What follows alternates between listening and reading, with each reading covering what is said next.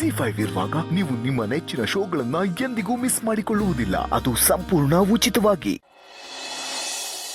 Yeah sure ಇಲ್ಲಿ catch up ನಾನು ಹೇಳ್ತೀನಾ? Yeah okay I call you. ಬಾಯ್.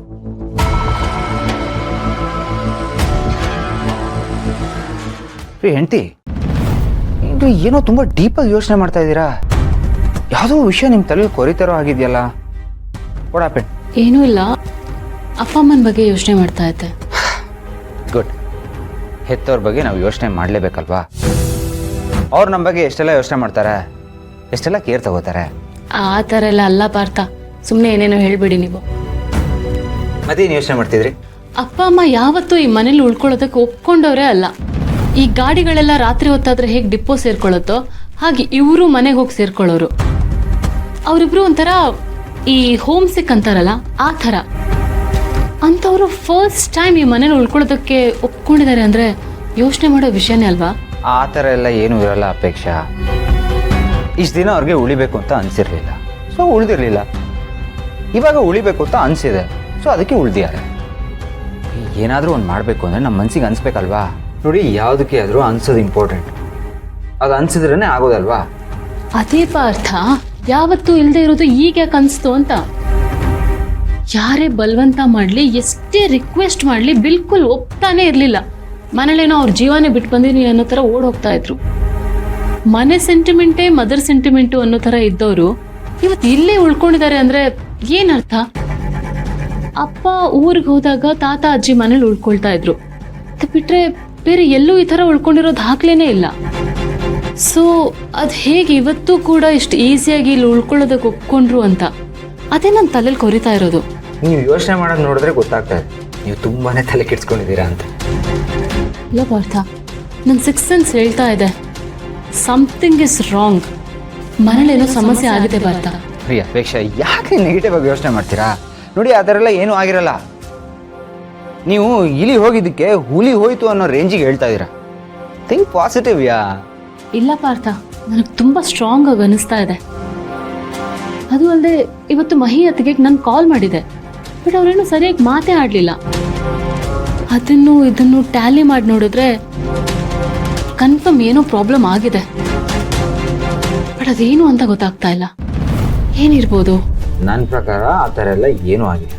ನೀವು ಸುಮ್ಮನೆ ಏನೇನೋ ಯೋಚನೆ ಮಾಡ್ತೀರಾ. ಇಲ್ಲ, ಭಾವನು ಅಲ್ಲಿಗೆ ಹೋಗಿದ್ರಂತೆ. ಏನು ಅಂತ ಹೇಳಿದ್ರೆ ಯಾರು ಕರೆಕ್ಟಾಗಿ ಹೇಳ್ತಾನೆ ಇಲ್ಲ.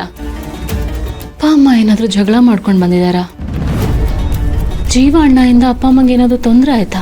ರೀ ಅಪೇಕ್ಷಾ, ಸುಮ್ಮನೆ ಇಲ್ಲದೇ ಇರೋ ಮ್ಯಾಟ್ರ್ ಬಗ್ಗೆ ಯಾಕೆ ಇಷ್ಟೊಂದು ಡೀಪಾಗಿ ತಲೆ ಕೆಡ್ಸ್ಕೊತಾ ಇದ್ದೀರಾ? ಆ ಥರ ಎಲ್ಲ ಏನೂ ಆಗಿರಲ್ಲ. ಆಮೇಲೆ ಅತ್ತೆ ಮಾವನ ಹತ್ರ ಹೋಗಿ ಸುಮ್ಮನೆ ಏನೇನೋ ಕೇಳಬೇಡಿ. ಇಲ್ಲದೇ ಇರೋ ಗಾಯನ ನಾವೇ ಮಾಡ್ಕೊಂಡಂಗೆ ಆಗುತ್ತೆ. ಸೊ ನಿಮ್ಮ ಪಾಡಿಗೆ ನೀವು ಆರಾಮಾಗಿರಿ. ಓಕೆ?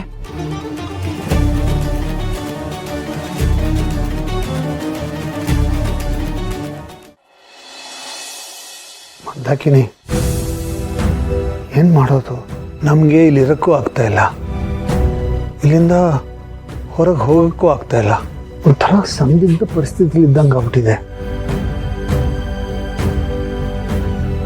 ಅಪ್ಪ ಅಮ್ಮ, ನಿಮ್ಮ ಹತ್ರ ಏನೋ ಮಾತಾಡಬೇಕಿತ್ತು. ಏನ್ ಕಂದ? ಏನೂ ಇಲ್ಲ. ಅದು ನೀವು ಯಾವತ್ತೂ ಈ ರೀತಿ ಎಲ್ಲೂ ಸ್ಟೇ ಆದವರಲ್ಲ. ಎಲ್ಲಾದರೂ ಹೋದ್ರು ಎಷ್ಟೇ ಲೇಟ್ ಆದರೂ ಮನೆಗೆ ರಿಟರ್ನ್ ಬಂದ್ಬಿಡ್ತಿದ್ರಿ. ಬಟ್ 2 ದಿನದಿಂದ ನೀವು ಇಲ್ಲಿ ಸ್ಟೇ ಆಗಿರೋದು ನೋಡ್ತಿದ್ರೆ ನನಗೇನೋ ಸ್ಟ್ರೇಂಜ್ ಅನಿಸ್ತಾ ಇದೆ. ಏನೋ ಆಗಿದೆ ಅಂತ ಅನಿಸ್ತಿದೆ. ನಿಮ್ಮ ನಡವಳಿಕೆ ನನಗೊಂಥರ ಏನೋ ಡೌಟ್ ಬರ್ತಿದೆ. ಅಮ್ಮ, ಇಸ್ ಎವ್ರಿಥಿಂಗ್ ಓಕೆ? ಏನಾದರೂ ಸಮಸ್ಯೆ ಇದ್ರೆ ಹೇಳಿ ಅಪ್ಪ. ಹೇ, ಯಾಕಂದ ಹಾಕಿ ಹೇಳ್ತಾ ಇದ್ಯಾ? ಆ ಥರ ಏನಿಲ್ಲಮ್ಮ. ಇಲ್ಲ, ಅದು ಯಾಕೋ ಗೊತ್ತಿಲ್ಲ, ನನಗೆ ಹಾಗೆ ಅನಿಸ್ತು ಮನೇಲೇನೋ ಸಮಸ್ಯೆ ಆಗಿದೆ ಅಂತ. ಅದಕ್ಕೆ ಕ್ಲಾರಿಫೈ ಮಾಡ್ಕೋತಾ ಇದ್ದೀನಿ. ಏನಾದರೂ ಇದ್ರೆ ಹೇಳಿ. ನಿಮಗೆ ಆ ಮನೇಲಿ ಏನಾದರೂ ಪ್ರಾಬ್ಲಮ್ ಇದ್ರೆ ನೀವು ಇದೇ ಮನೆಗೆ ಬಂದಿರ್ಬೋದು. ಇಲ್ಲಿ ಯಾರಿಗೂ ಏನೂ ಸಮಸ್ಯೆ ಇಲ್ಲ. ಅಯ್ಯೋ, ಏನು ಹೇಳ್ತಿದ್ಯಾ ಕಂದ ನೀನು? ಹಳೆಯಂದ್ರ ಮನೇಲಿ ನಾವು ಹೇಗಿರೋಕ್ಕಾಗತ್ತೆ? ಯಾಕಪ್ಪ ಇರಬಾರ್ದು? ಅಪ್ಪ ಅಮ್ಮನ ಸಾಕೋ ಸೌಭಾಗ್ಯ ನಮಗೂ ಸಿಗ್ಲಿ ಬಿಡಿ, ಅದ್ರಲ್ಲೇನು ತಪ್ಪಿದೆ? ಓಹೋ, ಅಪ್ಪ ಅಮ್ಮನ ಬರೀ ಗಂಡ್ಮಕ್ಳು ಮಾತ್ರ ನೋಡ್ಕೋಬೇಕು ಅಂತ ರೂಲ್ಸ್ ಏನಾದ್ರೂ ಇದೆಯಾ? ಇಲ್ಲ ತಾನೆ? ನಾವು ಮಕ್ಕಳೇ ಅಲ್ವಾ? ಅಯ್ಯೋ ಯಾಕಮ್ಮ ಹಾಗೆಲ್ಲ ಮಾತಾಡ್ತಿದ್ಯಾ?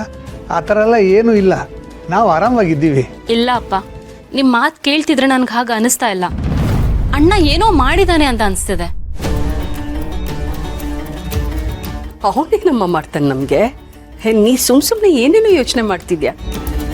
ನೋಡು, ಜಸ್ಟ್ ನಾವು ಒಂದು ದಿವಸ ಇಲ್ಲಿದ್ದ ತಕ್ಷಣ ಅವನೇನೋ ಮಾಡ್ದ ಅಂತ ನೀವೇನೇನೋ ಅನ್ಕೋತಾ ಇದ್ದೀರಾ.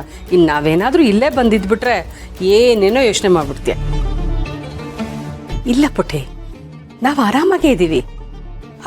ಅದೇನೇ ಚಿಕ್ಕ ಪುಟ್ಟದಾಗಿದ್ರು ಅದು ನಮ್ಮ ಮಧ್ಯೆ ಇರುತ್ತೆ. ಅದಕ್ಕೆ ನೀನು ಯಾಕೆ ತಲೆ ಕೆಡ್ಸ್ಕೊತೀಯ? ನೋಡು, ನಾವು ಆರಾಮಾಗೇ ಇದ್ದೀವಿ, ನೀನು ಆರಾಮಾಗೇ ಇರು. ಇಲ್ಲ ಅಮ್ಮ, ಈಗ ನೀವು ಹೇಳಿದ್ ಕೇಳಿಸ್ಕೊಂಡ್ಮೇಲೆ ನನ್ನ ಭಯ ಇನ್ನೂ ಜಾಸ್ತಿ ಆಗ್ತಾ ಇದೆ. ಖಂಡಿತ ಅಲ್ಲೇನೋ ಸಮಸ್ಯೆ ಆಗಿದೆ, ಬಟ್ ನೀವು ಅದನ್ನ ನನ್ನ ಹತ್ರ ಹೇಳ್ಕೊಳ್ತಿಲ್ಲ ಅಷ್ಟೇ. ಇಲ್ಲಮ್ಮ, ಏನೂ ಆಗಿಲ್ಲ. ಸರಿ, ನೀವು ಹೇಳ್ತಿರೋದನ್ನ ನಾನು ನಂಬ್ತೀನಿ. ಬಟ್ ಅಪ್ಪ ಅಮ್ಮ, ಏನೇ ಸಮಸ್ಯೆ ಆದರೂ ನೀವು ಹೆದರ್ಕೊಳ್ಬೇಡಿ. ನಿಮ್ಮನ್ನು ನೋಡ್ಕೊಳ್ಳೋದಕ್ಕೆ ನಾನಿದ್ದೀನಿ. ಕೇಳಿದ್ಯಾ ಮಂದಾಕಿನಿ ಮಗಳಾಡಿದ ಮಾತನ್ನ? ಎಷ್ಟು ಪ್ರಬುದ್ಧವಾಗಿ ಮಾತಾಡ್ತಾ ಇದ್ದಾಳೆ.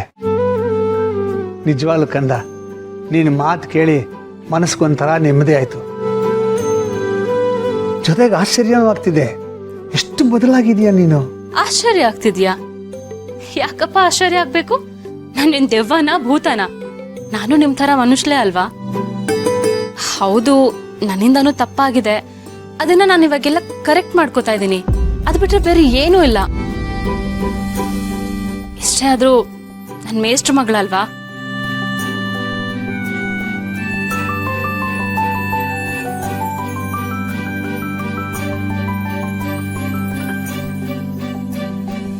ಏನೋ ಆಗಿದೆ, ಬಟ್ ಇವ್ ನನ್ನ ಹತ್ರ ಹೇಳ್ಕೊಳ್ತಾ ಇಲ್ಲ.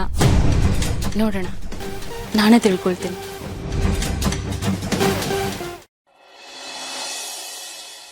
ಅಪ್ಪ, ನಿಮ್ ಫೋನ್ ಏನಾಯ್ತು? ಸ್ವಿಚ್ ಆಫ್ ಬರ್ತಿತ್ತು.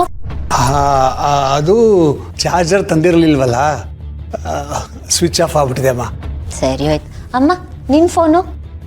ಅದು ಇವ್ರ ಫೋನ್ ತಂದಿದ್ರಲ್ಲ, ನಂದು ಯಾಕೆ ಅಂತ ಬಿಟ್ಟು ಬಂದ್ಬಿಟ್ಟೆ ಕಂದ.